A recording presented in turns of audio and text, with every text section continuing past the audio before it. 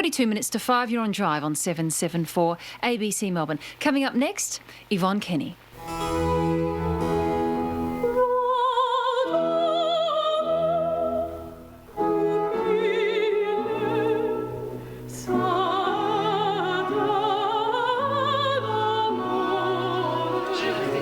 Virginia Trioli presents the Drive program on ABC Radio in Melbourne. What she does is a performance. And everything has to be seamless and as smooth as you can possibly make it, all the while getting to where you need to get at the end of the interview. Part of the equation is the audience, the invisible third entity in any interview.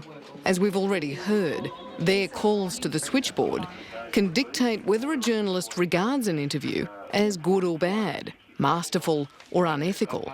But sometimes the audience is wrong.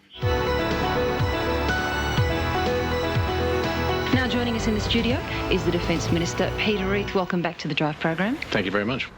In 2001, the government was claiming asylum seekers, boat people off the coast of Western Australia, had thrown their children into the water, and they released photographs to prove the claim. They rolled off the fax machine at 10 minutes to 4 and we go to air at 10 past 4. And I remember senior producer Colin Tyrus taking them off the fax machine and walking towards me, brandishing them, saying, "Have a look at these, they don't show a thing."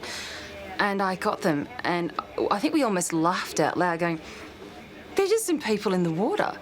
And I said to Colin, "I don't know how they got there. Do you know how they got there?" Mr. Reith, there's nothing in this photo that indicates these people either jumped or were thrown. You're now questioning the veracity of what is being said. Those photos are produced as evidence of the fact that there were people in the water. These photos show absolutely, without question whatsoever, that there were children in the water.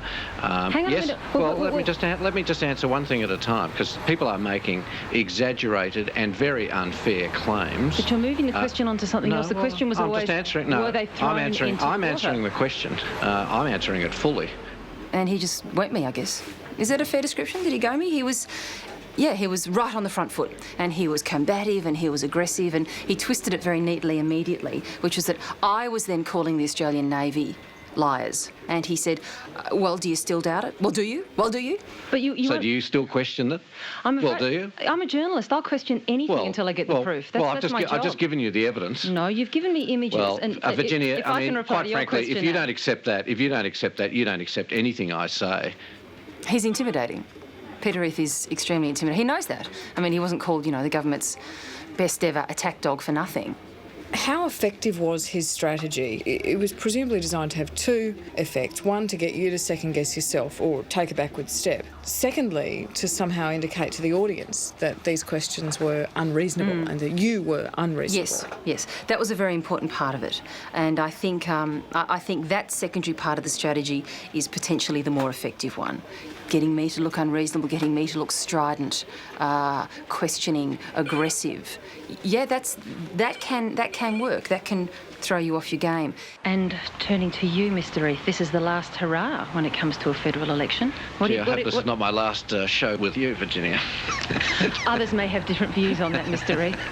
Thank you for stopping by. Thank you. Peter Reith, the Minister for Defence. How did the audience react to that interview? We were slaughtered. They thought I was exactly that. Unreasonable, rude, questioning, insulting, aggressive, and you're not lightly forgiven if you're aggressive and a female interviewer. I know a lot of people are going to roll their eyes at that, but that still absolutely goes on. In fact, the Children Overboard claims were not true, but it was some time before that was proven. In the meanwhile, Reith's tactics had begun to have an effect, and the next time he lined up for an interview, a week later, Trioli was wary about raising the issue again, particularly as they were discussing the sombre matter of sending troops to war in Afghanistan. And then I've got to go, "Now, Minister, when are you going to receive?"